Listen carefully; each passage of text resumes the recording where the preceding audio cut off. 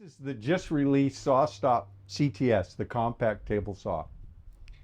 Does it have a major flaw, a big problem? I'm Ron Paulk, and this is my smart wood shop.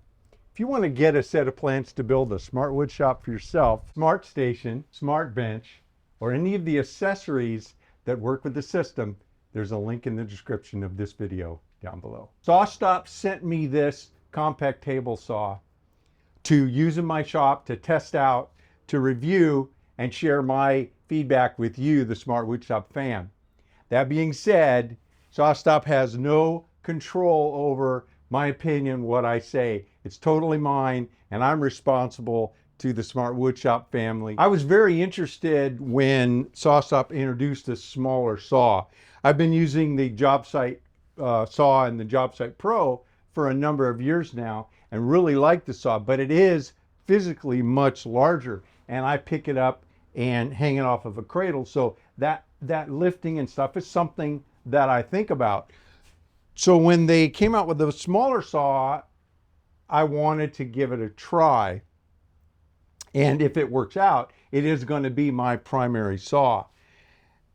I'm not ready to give a review yet. I've been using it about a week, a little more than a week, pretty heavily. I've got it mounted on the table, and I've done a couple projects with it, done a lot of test stuff, and I'm making a few things for it, including adjusting my crosscut sled and some things. So I have a lot of work to do on it, and just want to give it some time. I want to work through it before I can go through point by point and tell you what I think. Some of the Smart Woodshop fam want to think about getting one right now, and they want to know a few things about it.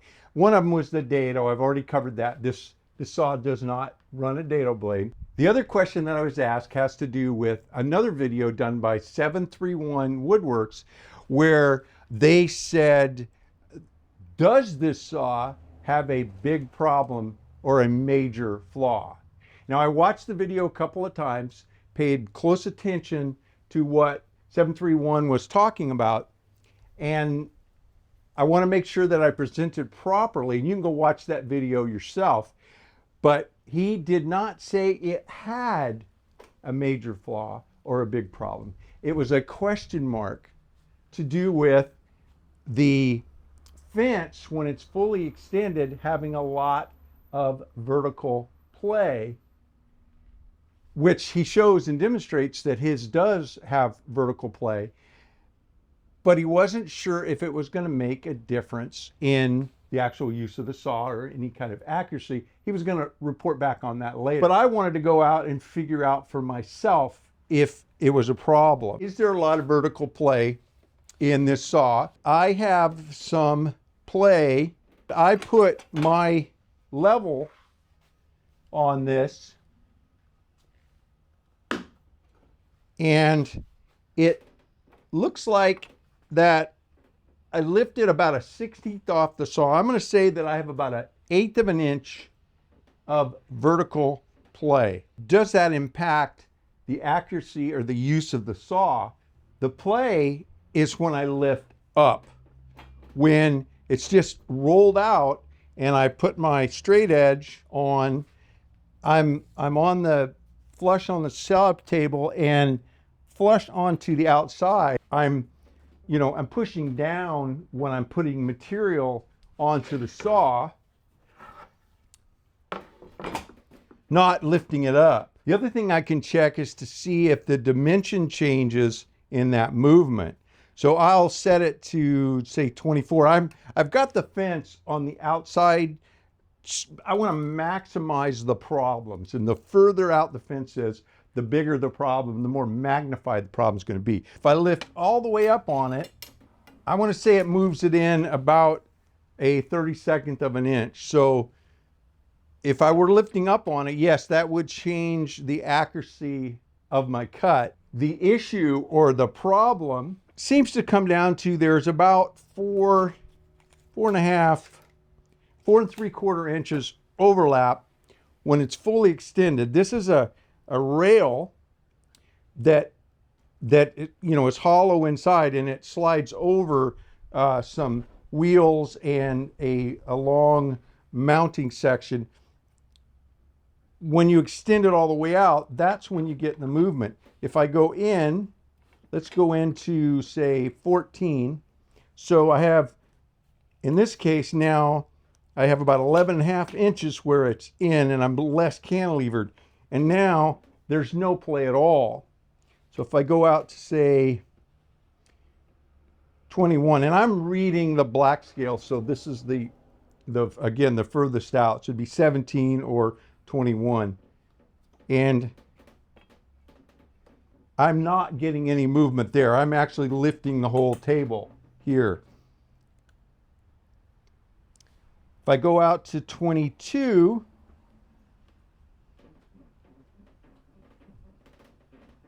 again, I'm getting a little play, but nothing, not that much. And then when I go all the way, well, let's do 23. Okay, now I'm starting to get a little bit of play. So really what it comes down to is we're cantilevering this thing out and there's just not that much overlap to give that extension from, ripping narrow right up to the blade all the way out. There's just no physical way unless this rail overhung the other side of the saw when it was collapsed all the way in. So really it comes down to, I want a very large portable saw like the JobSite Pro, or can I compromise with a few things and have this saw do what I need? I know for me, because I don't do these wide rips, that I'm not going to get any play at all in the rips that I do. But I want to respond to those that do want to rip and use the maximum capacity. Does it make a difference? To test the CTS fence, we'll push it really hard. We're going to go pretty much all the way out. I'm going to use this board, which isn't quite long enough to get the whole thing, but it'll be close. We're going to do 5 cuts. We're going to do the first cut in length, then the first cut in width, the third cut in length, and the fourth cut in width. Then we're going to come back around and recut the first cut in length. Again, that'll be our 5th cut.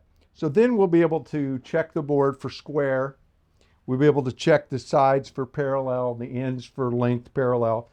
But ultimately, this last little cutoff we have, it'll be a narrow little piece. We'll put the calipers on, and this will magnify any amount that it's off.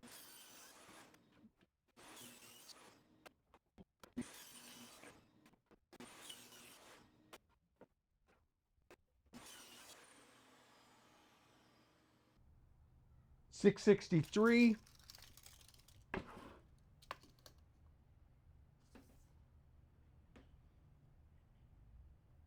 .662, 327, just a little bit light of 327. Exactly the same there, 327, just a little bit light.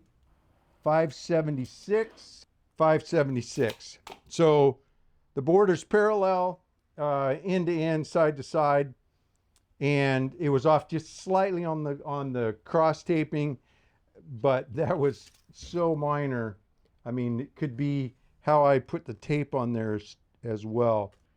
10.29 and 9.9, 0.39 difference in thickness end to end. When I read it with the tape measure on the metric side, I put 10 and 10.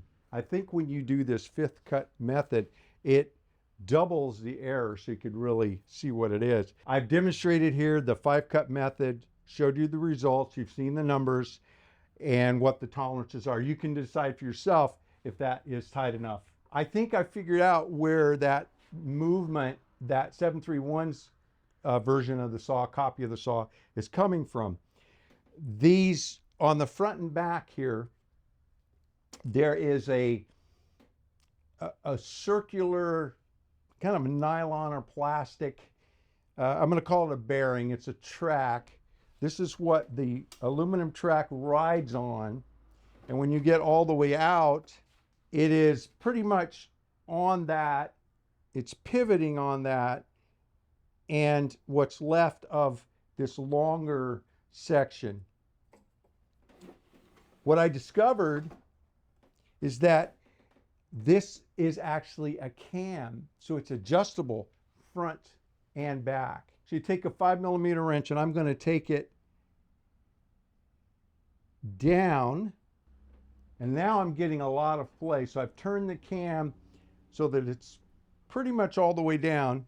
If I take, and it would be worse if I did the, the back. If I take my straight edge, my level, and put it on the table, you can see now that it's, without me putting any downward pressure on it, it is about a good 1/8 of an inch below. And if I put any downward pressure on it, it drops to more than 1/4, probably 5/16. And I can really feel that movement. So with that cam in the right location, my straight edge is absolutely flush on the table. So I'm holding it down on the bed, and then right here, it is just riding onto that. So I'm not getting any sag, and there's a lot less lift when that thing is adjusted properly. I'm pretty sure that 731's copy, he just needs to adjust those cams. Does the SawStop CTS have a big problem, a major flaw? I don't think so. Just an adjustment in there.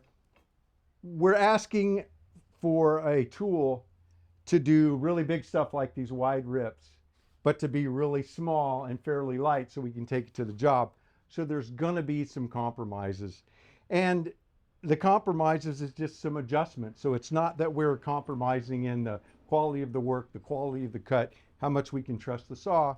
It just means we want to check it out, make those adjustments, lock them down, and then we can trust it. For those in the Smart Woodshop fam that asked about this, hopefully that'll answer your question.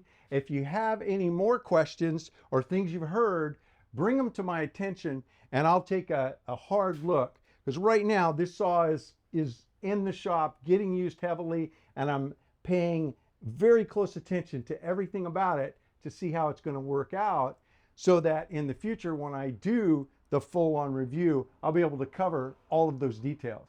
If you enjoy taking these deep dives and looking into particulars into tools like this, then be sure to give this video a thumbs up. And also make a comment down below if you've got more questions, or if you just have a comment about what we've done in this video. Also, if you don't want to miss any of the videos that we put out, be sure to subscribe and ring the bell. And if you can, share this channel with somebody you know. Thanks for hanging out with me in the Smart Woodshop. You stay safe and have a great day.